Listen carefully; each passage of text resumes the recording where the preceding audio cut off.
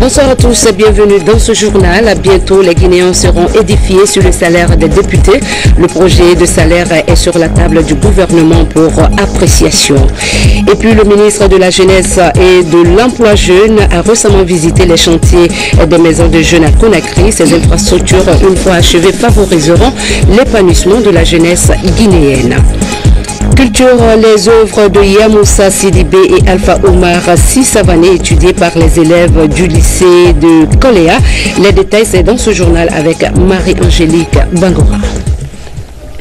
Bonsoir à tous, merci de nous rejoindre sur la télévision nationale. Avant de vous donner l'information du jour, nous passons l'antenne à Fodetas Silla pour une série de décrets. Décret D 2014-033 PRG SGG portant nomination de haut cadre au ministère du Plan. Le président de la République décrète. Article 1er. Les cadres dont les noms et prénoms suivent sont nommés dans les fonctions ci-après. Secrétaire général, Jean-René Camara, expert national, précédemment chargé du suivi dans le cadre du programme de coopération Guinée, Fonds des Nations Unies pour la population, FNEAP.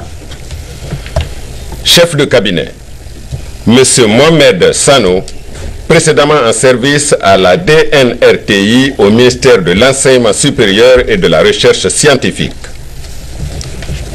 Conseiller spécial chargé de la formation, Madame Tunkara Fatoumata, précédemment en service à la Direction nationale de la programmation des investissements publics.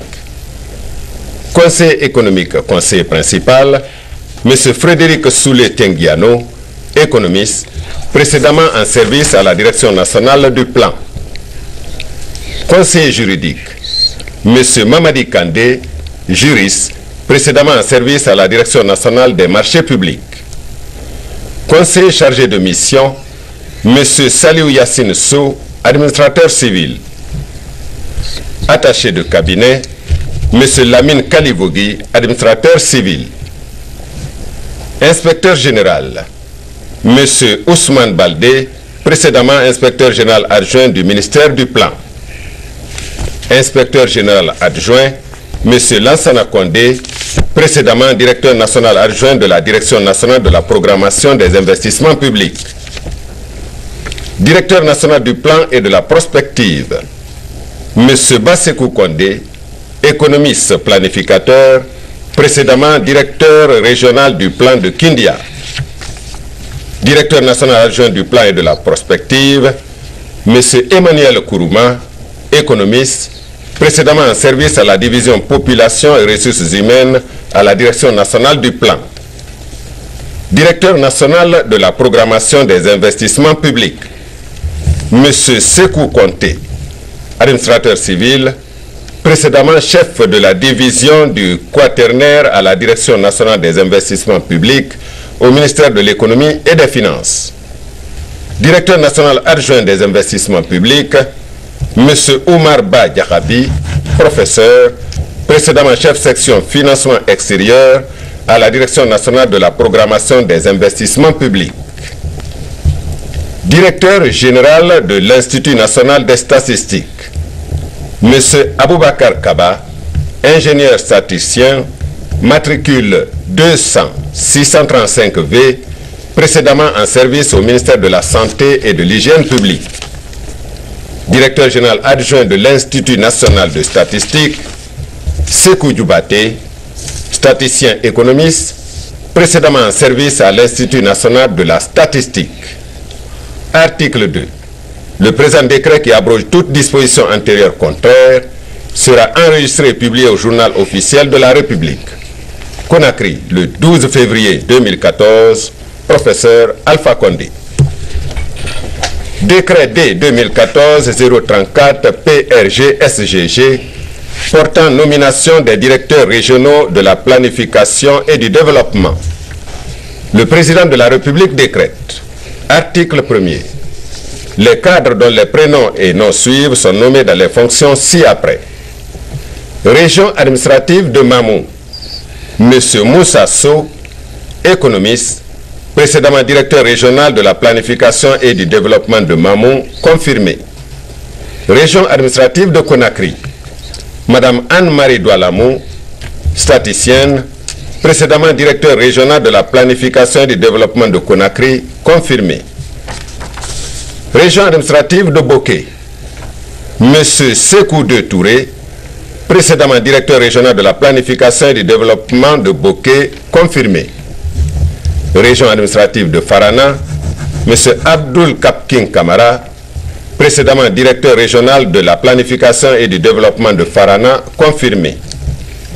Région administrative de Labé, M. Maurice Kaman, précédemment directeur régional de la planification et du développement de Labé, confirmé.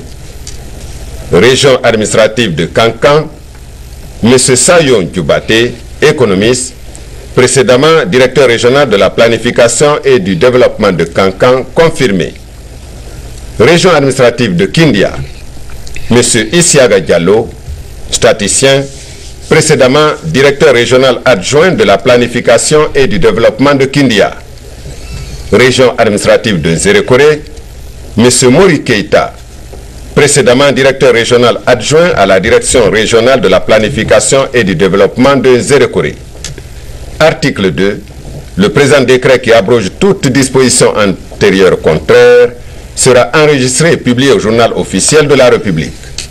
Conakry, le 12 février 2014, professeur Alpha Condé. Mehdi. Le bureau de recherche géologique et minière de retour en Guinée, le chef de l'État a reçu ce matin les responsables de cette institution française en vue de renouveler le partenariat avec la Guinée dans le domaine de la cartographie lumière. Sanassi Keita.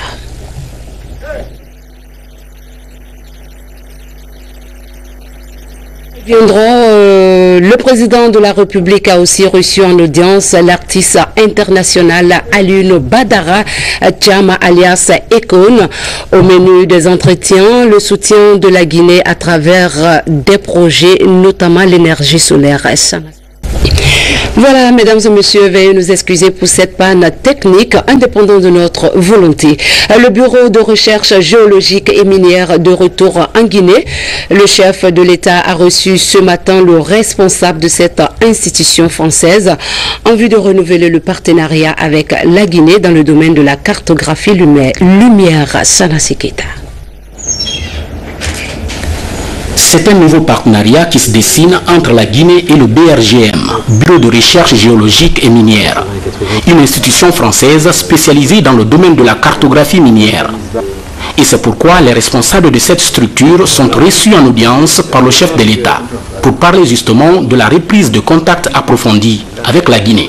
Nous étions en compagnie de deux hauts responsables du BRGM, le Bureau de recherche géologique et minière, venus de Paris, arrivés hier soir, dans le cadre de la reprise de contacts approfondis entre le BRGM et la Guinée, puisque le BRGM, qui est une institution maîtresse en matière de cartographie minière, a un partenariat ancien avec la Guinée et a assuré notamment dans les années 80 et 90 la couverture d'ensemble de la cartographie minière du pays. Donc au moment où la Guinée part vers un nouveau futur dans le domaine minier, il était normal que le BRGM soit de nouveau présent ici à Conakry aujourd'hui, d'où l'intérêt de cet entretien avec le président de la République pour tracer les voies possibles du développement d'un partenariat entre le BRGM, d'un nouveau partenariat entre le BRGM et la Guinée.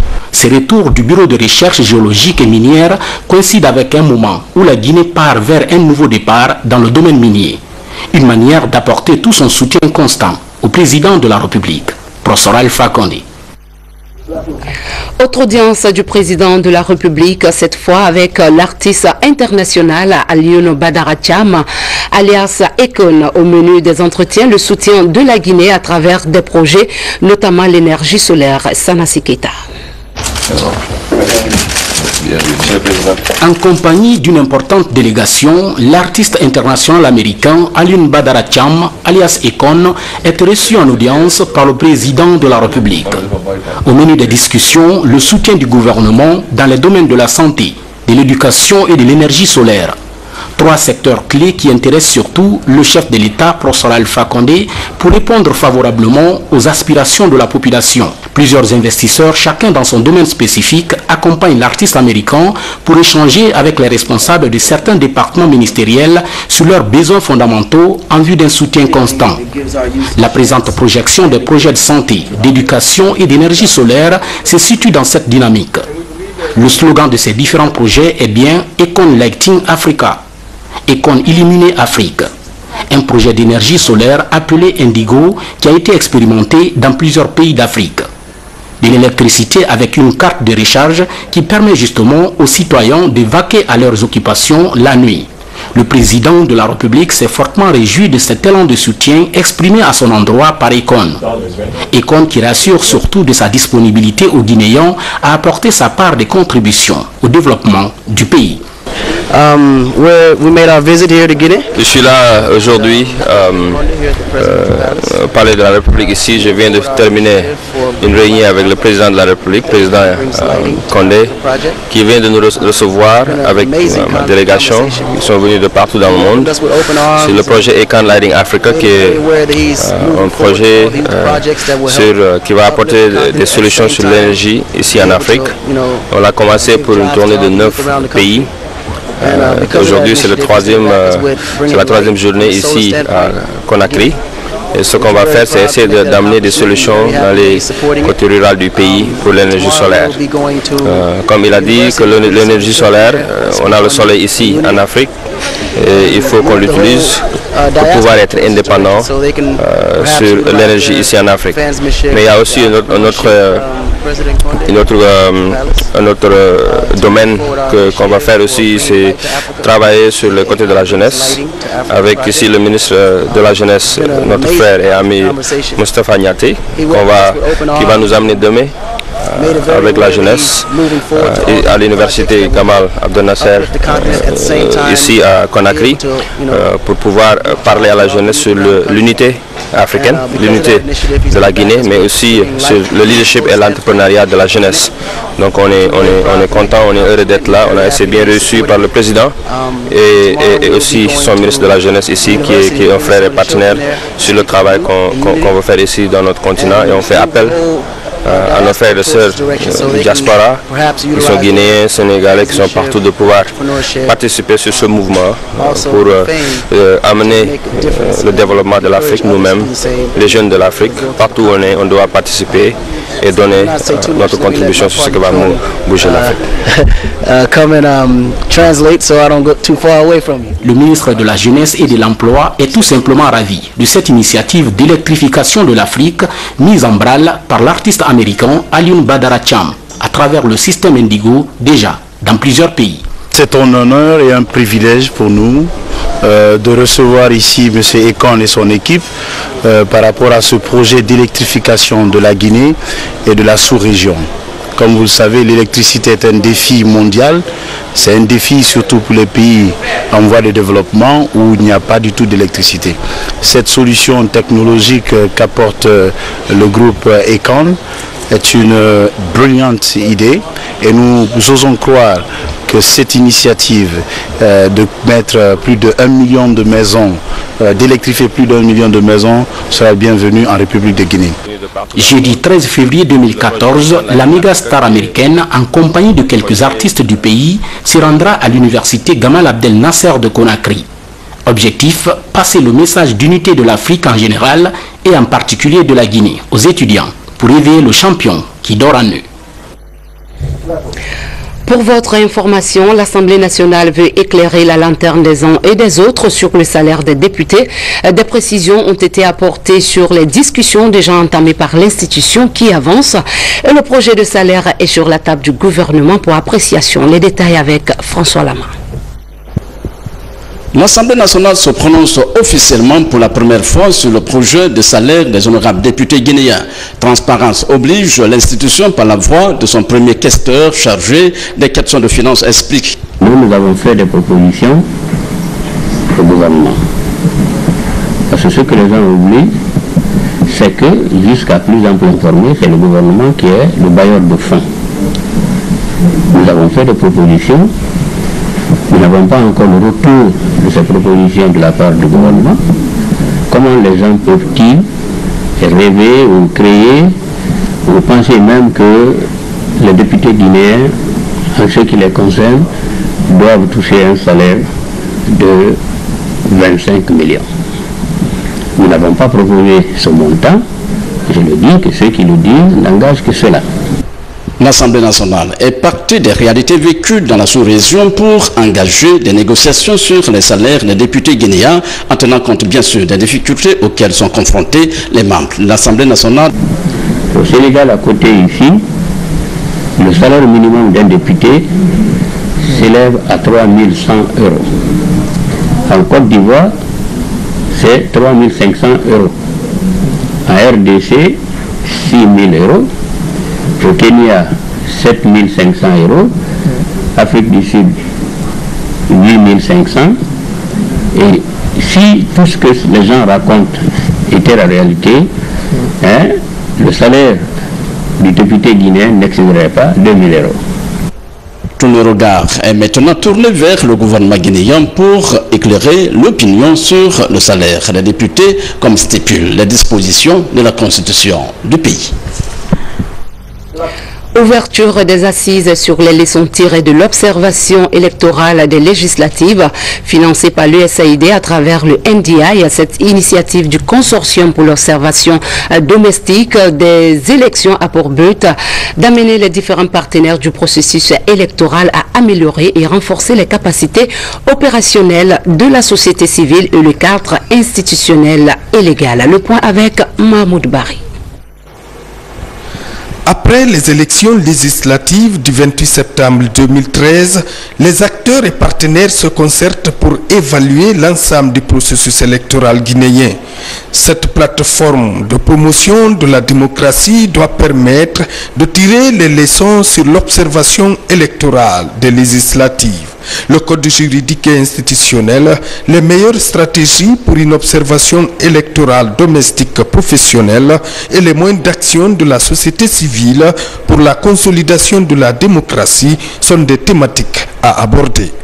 Puisque nous sommes dans la dynamique donc de recherche-action qu'on essaie de se regarder dans la glace pour voir par rapport à toutes les phases de ce processus électoral ce qu'on pourrait relever comme étant donc des insuffisances liées au cadre juridique et institutionnel, ce qu'on pourrait relever comme insuffisance du point de vue de la participation des acteurs prépondérants que sont donc les partis politiques, ce qu'on pourrait relever comme des insuffisances du point de vue donc de management même des opérations donc électorales et du point de vue de l'observation citoyenne pour permettre à ce que cet ensemble de choses puissent être intégrées pour améliorer le processus électoral. Quand le citoyen guinéen décide de s'assurer que le mode de dévolution de pouvoir se passe dans les conditions de sérénité, je crois que la CENI ne peut que saluer et encourager ce genre de pratiques de nature qu'elles se multiplient pour que chacun de son côté puisse veiller à ce que nos élections soient des élections sincères, transparentes et indépendantes. Ces assises vont faciliter l'évaluation post-électorale du processus afin que les enseignements tirés servent d'orientation pour un renforcement des capacités opérationnelles de la société civile et pour les réformes futures du cadre institutionnel et légal. C'est à travers de telles activités que nous aboutirons à un renforcement du processus démocratique dans notre pays, à la promotion de l'état de droit, de la justice, de la paix et des droits de l'homme. Les différents partenaires du processus électoral ont rassuré de leur volonté à accompagner la Guinée dans l'enracinement de la démocratie et de l'état de droit. Et puis ce message départ adressé à son Excellence M. Abdelaziz Bouteflika, président de la République algérienne démocratique et populaire. Excellence Monsieur le Président, c'est avec une grande consternation que nous avons appris le crash d'un Hercule C-130 militaire survenu hier et a entraîné de nombreuses pertes en vies humaines.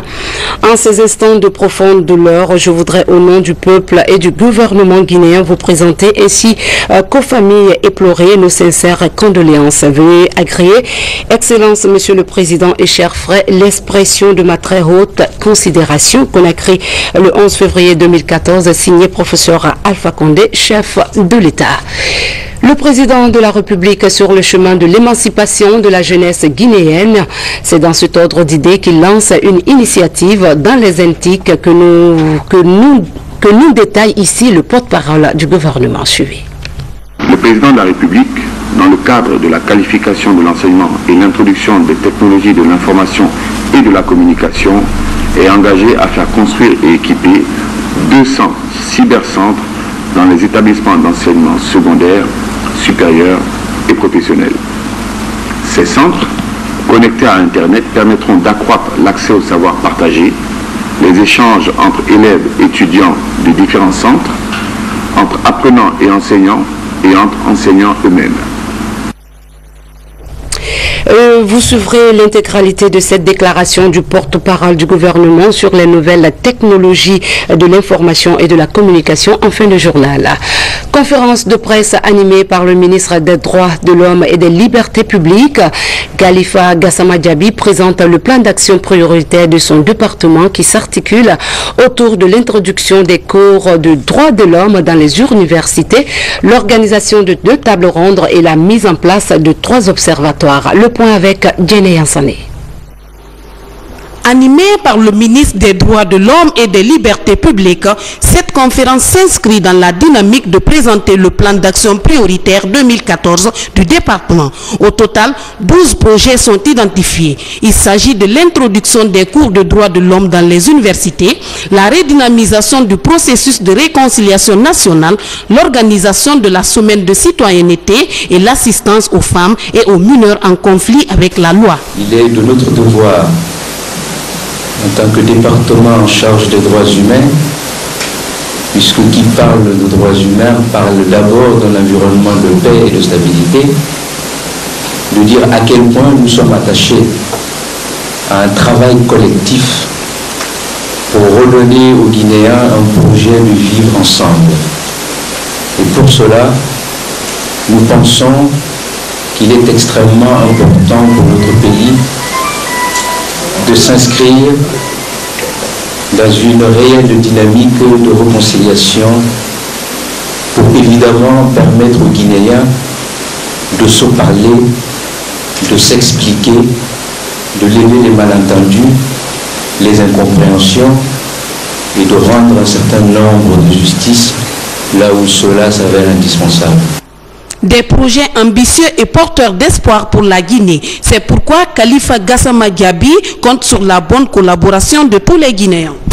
Nous avons estimé qu'il était désormais nécessaire et indispensable, voire urgent, de définir un ensemble de projets structurels et conjoncturels pour aller sur le terrain et évidemment montrer à nos concitoyens que le travail pour la promotion et la protection des droits de l'homme est un travail difficile, complexe, de longue haleine, mais c'est un travail indispensable qui doit être fait si évidemment nous ambitionnons de faire de la Guinée une nation démocratique et libre. Le ministre des Droits de l'Homme et des Libertés publiques entend se battre pour la politique de la citoyenneté en association avec tous les acteurs de la société civile. Dans cette optique, il compte organiser dans les prochains jours les États généraux des droits de l'homme en Guinée. L'actualité, c'est aussi l'incendie qui s'est produit ce matin dans les locaux de EDG Matoto, plongeant du coup dans le noir plusieurs quartiers de la commune et celle de Ratoma. Mais les agents se déploient tant bien que mal pour le retour très rapide du courant. Le constat avec Saluba. C'est à 4 h du matin ce mardi que l'incendie s'est produit ici, à la cellule d'arrivée du transformateur numéro 2. Cet incendie plonge ainsi dans le noir les quartiers de Koloma, Yimbaya et Sebeka. Toutefois, les agents de l'EDG s'activent pour le retour rapide du courant dans les ménages affectés. Nous avons des équipements de réserve, donc tout de suite nos équipes se sont mises en place pour essayer de dérouler un programme de reprise progressif de ces installations. La vétusté des installations serait à l'origine de l'incendie. Avec une capacité de 110 kVA, ce site alimente plusieurs quartiers de Conakry. À côté de ce poste se dressent les installations du barrage hydroélectrique de Kaleta. Un projet qui avance à grands pas pour résoudre le problème d'électricité en Guinée. Les chantiers des 14 maisons des jeunes sont au point mort par manque de financement. Le ministre de la Jeunesse et de l'Emploi jeune les a visités. Il promet d'achever ces infrastructures pour l'épanouissement socioculturel et économique de la jeunesse guinéenne. Adel Camara nous signe ce reportage. 14 maisons de jeunes sont en construction à Conakry et à l'intérieur du pays. Les travaux sont lancés depuis 2011 et l'état d'avancement sur les différents chantiers est estimé entre 15 à 60%. Ils sont arrêtés par manque de financement. Des conflits domaniaux existent également autour de certains sites comme celui de Matam. Les jeunes espèrent voir ces projets finis avec ce nouveau gouvernement afin qu'ils puissent en profiter pleinement. La visite nous inspire sincèrement un grand espoir, parce que la jeunesse de Matam en avait besoin. Avec l'arrivée d'un jeune, plus jeune d'ailleurs comme nous, ça va être un espoir pour les jeunes de Matam, pour la construction et la fin définitive de la maison des jeunes de Matam. Cet appel des jeunes est pris en compte par le nouveau ministre. Moustapha a été en compagnie des responsables de la société de construction TMH, ont sillonné 11 maisons des jeunes en construction dans les 5 communes de la capitale. Il rassure que les dispositions seront prises par son département pour relancer les travaux très prochainement. L'objectif pour nous, c'était de sortir, d'aller sur le terrain, de voir exactement ce qui existe, ce qui a été fait, avec l'entreprise qui a exécuté ce travail, pour voir les dispositions qui s'imposent. Nous voudrions remercier quand même l'entreprise qui a exécuté ces travaux. C'est sur préfinancement, c'est extraordinaire. Il n'y a eu aucun paiement, c'est ce que nous avons constaté dans un premier temps. C'est ce qui a été d'ailleurs un premier motif de blocage de ces chantiers. La construction des 14 maisons de jeunes coûte la bagatelle de 39 milliards de francs guinéens à l'État. Ces infrastructures socio-éducatives, une fois achevées, devraient favoriser l'épanouissement de la jeunesse guinéenne. Poursuivant leur offensive d'assainissement de la ville de Conakry, les hommes en uniforme étaient sur leur pied de guerre à Donka, le long de l'autoroute et le marché Madina. Ils viennent de débarrasser ces endroits des ordures. Ainsi, les forces de défense et de sécurité donnent l'exemple du dévouement et de l'attachement que doit avoir un citoyen pour sa cité. L'opération a été menée par le chef d'état-major général des armées. Caporal-chef Marcel Massandouno est notre correspondant de la presse militaire. Les forces de défense et de sécurité participent aux actions civilo-militaires. Ce matin, ils se sont mobilisés sur l'autoroute Fidel Castro pour nettoyer le long des rails de Donka à Dixine en passant par Avaria. J'encourage franchement la troupe militaire, j'encourage presque toutes les couches professionnelles à part de l'armée de continuer sur ce même acte. Cette opération d'assainissement s'inscrit en droite ligne du plan d'action du commandement militaire conformément à la réforme du secteur de défense et de sécurité en cours. Et chacun a sa mission à jouer. C'est pas du plaisir pour l'armée de venir et puis s'arrêter et faire ça à leur place. S'ils ont dans les difficultés, c'est normal qu'on vienne en appui, mais il faudra que encore davantage les populations civiles prennent leurs responsabilités. Cette action d'assainissement cherche à donner un meilleur cadre de vie aux populations guinéennes. Par ailleurs, le commandement militaire invite ces populations à leurs responsabilités citoyennes. Restons encore avec la Grande Muette. En visite de travail à Conakry, le secrétaire général de l'Organisation internationale de la police criminelle s'est entretenu avec le ministre de la Sécurité en présence des membres de son cabinet. Ensuite, il s'est rendu au commandement de la gendarmerie avant de prendre la direction du ministère de la Justice et la direction nationale de la douane. L'objet de ces visites a porté sur le raffermissement des liens de travail entre Interpol et ses différents services. Le condensé de ces rencontres avec Abdul Karim Kamara. Arrivé lundi à Conakry, le patron de l'Interpol, Ronald Noble, est venu appuyer le programme de réforme des services de sécurité. Un séjour marqué par des entretiens avec les principaux acteurs engagés dans cette réforme. Signe des meilleurs rapprochements de la Guinée avec le Conseil de paix et de sécurité des Nations Unies. Qu'après tant d'années, nous recevons ce secrétaire général qui consacre sa visite, sa première visite en Afrique de l'Ouest à la République de Guinée. Je dis encore que c'est un motif de satisfaction pour nous, des services de sécurité, mais pour tout le peuple de Guinée, car c'est la reconnaissance des sacrifices tant consentis pour se faire reconnaître par la communauté internationale. D'autres services comme la gendarmerie, la justice ou encore la douane travaillent en étroite collaboration avec l'Organisation internationale de police criminelle. Si des progrès sont enregistrés sur le plan intérieur, des défis sont à relever à l'échelle internationale. Le recommandement de la gendarmerie nationale de gestion de la justice militaire sollicite la participation des gendarmes aux sessions de formation d'Interpol à l'échelle sous-régionale, régionale et internationale. Et enfin, l'intégration des gendarmes au bureau central national de BCN en Guinée. Nous savons qu'il y a un moment où il y avait des problèmes qui étaient liés au crime transfrontalier. Il y avait le problème de drogue. Il y a aussi qu'on peut imaginer que le monde aujourd'hui est un village planétaire. Donc tout se dit, ce qui se fait chez le voisin, il faut l'attendre ce soir. Donc pour éviter, c'est la sécurité qui est demandée. L'Interpol a été créé en 1923 à Vienne, en Autriche.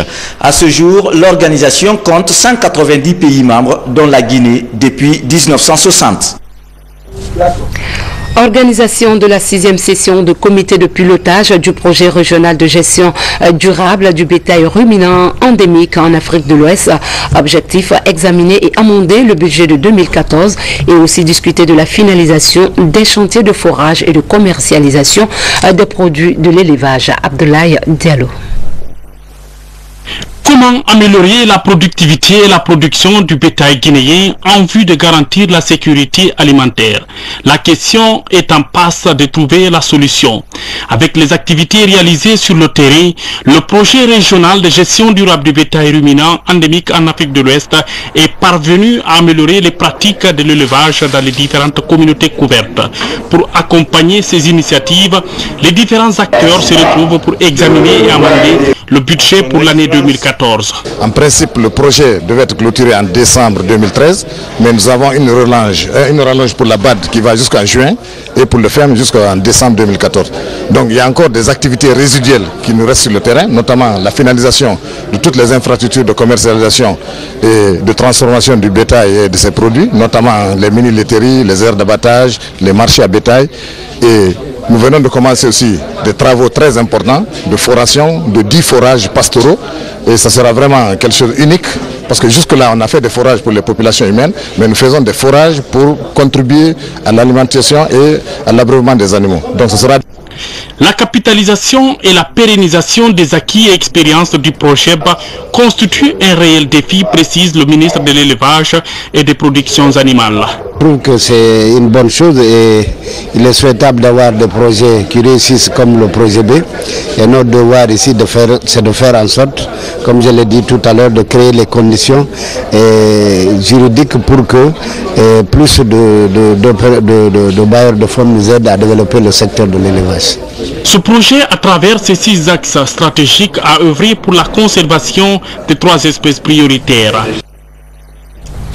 Toujours dans l'actualité de chez nous, la directrice du bureau régional multisectoriel de l'UNESCO à Abuja a été reçue en audience ce matin par le ministre de la Communication, professeur Hassana Alidou, et Makanera Kake ont échangé sur les possibilités de mettre ensemble leur synergie, notamment dans le domaine de la formation des professionnels des médias. Cheikh Sanossi 5 ans.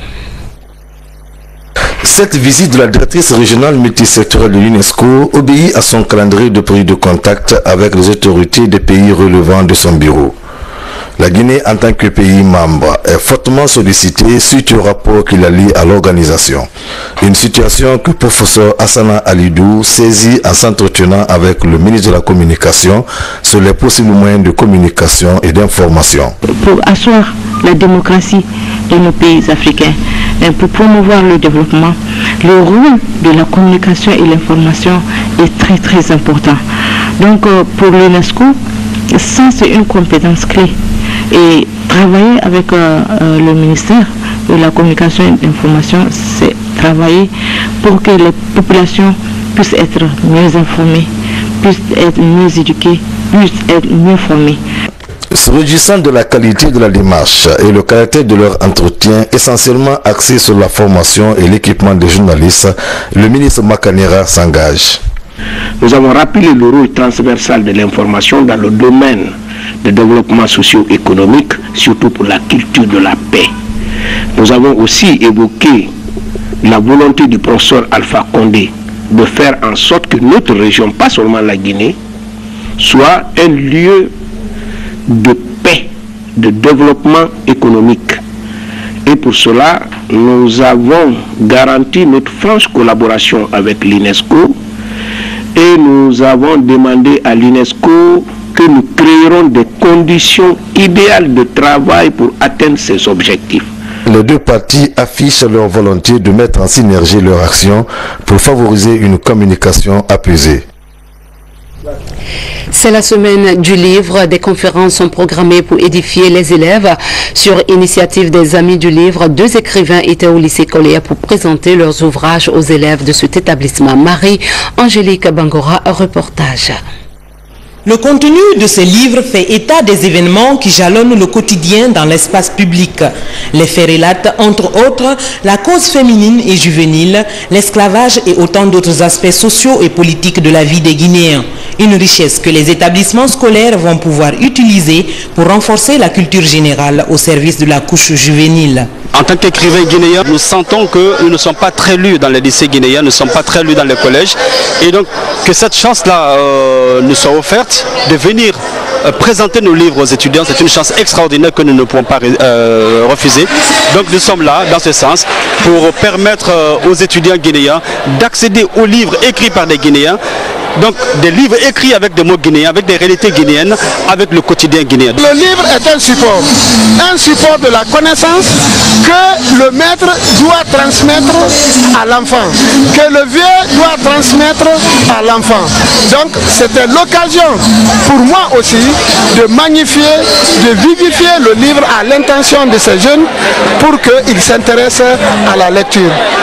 N'étant pas pour la plupart accros à la lecture, les élèves guinéens, à travers ces ouvrages, ont désormais le choix pour se mettre à la tâche afin d'enrichir leur vocabulaire. On a senti réellement que l'élève guinéen n'a pas beaucoup de notions sur la littérature, mais à partir de maintenant, nous on est engagés pour réellement se battre maintenant dans le contexte de la littérature, non seulement pour améliorer nos langages, mais aussi on lance un appel à l'autorité vraiment de vouloir nous amener des bibliothèques au sein de notre école. Ça fera beaucoup de réconfort pour nous. La pédagogie de l'enseignement guinéen prévoit de booster la lecture afin que les élèves puissent tenir la dragée haute en matière d'éducation. Nous sommes quand même aguerris et pour que vraiment que ces enfants-là qui méconnaissent aujourd'hui l'histoire de la Guinée connaissent, savent que la Guinée vraiment dispose d'une histoire très très riche et qu'en les apprenant, ça peut les faire grandir. Parmi les livres retenus pour renforcer la qualification en matière de culture générale figurent ceux qui sont écrits par Yamoussa Sidibé. Le journaliste écrivain a à son actif 3 livres. Il se prépare à publier un 4e ouvrage intitulé Les couloirs du pouvoir, un autre bouquin qui va venir enrichir les bibliothèques. À l'intérieur du pays, les ressortissants de la préfecture de Borla ont organisé récemment une lecture du Saint-Coran. Cette cérémonie vise à implorer la grâce de Dieu pour la paix en Guinée. À travers cette lecture, la population de cette localité s'engage à soutenir les actions du chef de l'État, Adjatoubari Abdoulaye Diallo. Ils se sont donné rendez-vous dans leur localité Ces fils et filles de Bola dans la préfecture de Beila sont venus de tous les horizons pour implorer la grâce divine. Objectif, prier pour la paix, la réconciliation et le développement de la sous-préfecture de Bola. Des gens venus de très loin qui avaient quitté Bola il y a de cela 30 ans, 60 ans et ne sont pas venus. Mais ces gens se sont déplacés cette fois-ci pour être à Bola au rendez-vous. Plus de 100 imams sont mobilisés pour la circonstance. Ils ont lu 300 fois le Saint-Coran, le tout sanctionné par le Khatmoul Coran. Donc aujourd'hui, moi je suis content, je suis satisfait pour cette rencontre à Bola ici. Parce que vraiment nous avons vu des parents de la Côte d'Ivoire, Libéria, en Sierra Leone, partout, même aux États-Unis, donc en Guinée, partout, ils sont tous retrouvés ici. Durant 3 jours, les fidèles musulmans de Bola ont formulé des prières et bénédictions pour la réussite des projets engagés en faveur de la nation. À travers cette cérémonie, les fils ressortissants et résidents de Bola réitèrent leur détermination à soutenir les idéaux de changement du chef de l'État, le professeur Alpha Condé. Voilà, nous sommes au terme de cette édition. Merci à vous de l'avoir suivi et passez une excellente suite de programme à notre compagnie. Bonsoir.